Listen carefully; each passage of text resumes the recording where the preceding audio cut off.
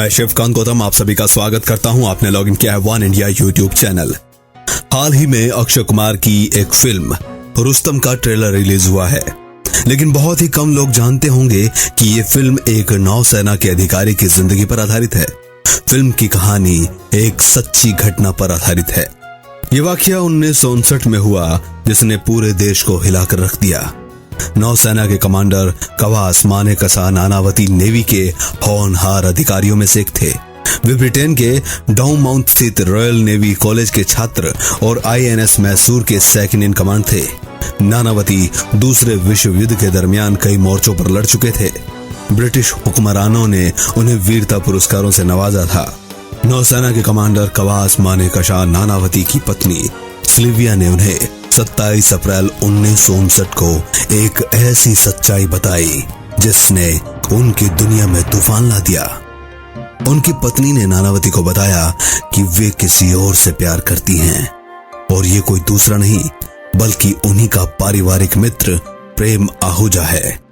इसके बाद नानावती मुंबई के कोलाबा के कफ परेड में अपने घर में कार में पत्नी सिल्विया और 3 बच्चों के साथ निकले। बीवी बच्चों को मेट्रो सिनेमा में छोड़कर वो बॉम्बे हार्बर की तरफ बढ़े। उनकी बोट उन दिनों वहीं खड़ी थी। उन्होंने कैप्टन से कहा कि वो अहमदनगर जा रहे हैं, उन्हें रिवॉल्वर और 6 गोलियां की जरूरत है। उन्होंने बंदूक एक पैकेट में रखी और अपनी कार से यूनिवर्सल मोटर्स की तरफ बढ़ गए। ये परेड रोड पर गाड़ियों का शोरूम था जिसका मालिक प्रेम आहूजा था। आहूजा उस दिन दोपहर अपने शोरूम पर नहीं था, वो लंच करने घर गया था। शोरूम पर तफ्तीश के बाद नानावती अपनी कार से मालाबार हिल की ओर मुड़ गए। मंजिल थी नेपियर सी रोड की शीतलवाड़ लेन का एक फ्लैट। इसी फ्लैट में प्रेम आहूजा रहता था। आहूजा का परिवार कराची से मुंबई आया था। वो अपनी बहन मेमी के साथ रहता था। आहूजा नहाकर बाथरूम से बाहर आया। उसकी नौकरानी नानावती को तीसरे फ्लोर पर उसके अपार्टमेंट तक ले गई। नानावती सीधे आहूजा के बेडरूम में गया और दरवाजा अंदर से बंद कर लिया। चंद मिनटों तक सन्नाटा रहा और उसके बाद 3 गोलियों की आवाज सुनाई दी।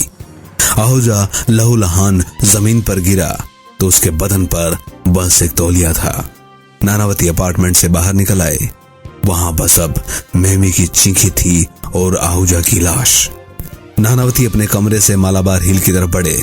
राजभवन के गेट पर रुककर उन्होंने एक कांस्टेबल से नजदीकी पुलिस स्टेशन का पता पूछा। वे उस पुलिस स्टेशन गए और आत्मसमर्पण कर दिया। गामदेवी पुलिस स्टेशन के सभी पुलिस कर्मचारी कुछ क्षणों के लिए सकते में आ गए, हैरान हो गए।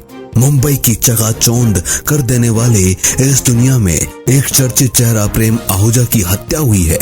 ये मामला हर आम और खास को दहला गया था, बल्कि न्याय प्रणाली पर भी सवाल खड़ा कर गया था।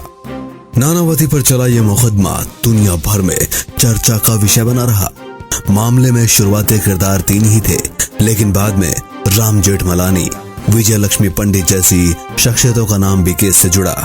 उस जमाने के मशहूर पत्रकार और ब्लिट्स के संपादक VK करांजिया ने भी केस में अहम भूमिका निभाई। ब्लिट्स ने उस दौर के ऐसी रिपोर्टिंग की, उसे मुल्क का पहला मीडिया ट्रायल माना गया। सेशन कोर्ट से सुप्रीम कोर्ट तक तकरीबन 2.5 साल तक केस चला और करांजिया ने नानावती को बरी करने के लिए अपने अखबार का खूब फायदा उठाया। करांजिया पारसी थे और नानावती भी, इसीलिए करांजिया की सहानुभूति स्वाभाविक तौर पर नानावती की ओर थी, जबकि जेठमलानी ने प्रेम आहूजा की ओर से मुकदमा लड़ा। दोनों ही सिंधी थे। ये एक ऐसा केस था जिसकी चर्चा वड़ा पाव की दुकानों से लेकर 5 सितारा होटल की पार्टियों में और हर गरीब की झुग्गी से लेकर हर अमीर के बेडरूम तक हुई। यह केस पारसी और सिंधी समुदाय के बीच मनमुटाव का कारण भी बना।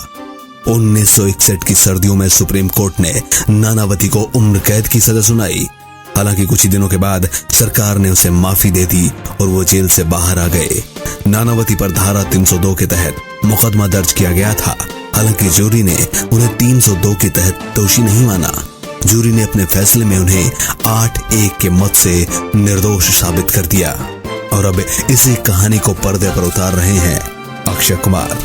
देखना होगा कि उस वक्त के उस केस को क्या ये फिल्म पूरी तरह से पर्दे पर उतार पाएगी।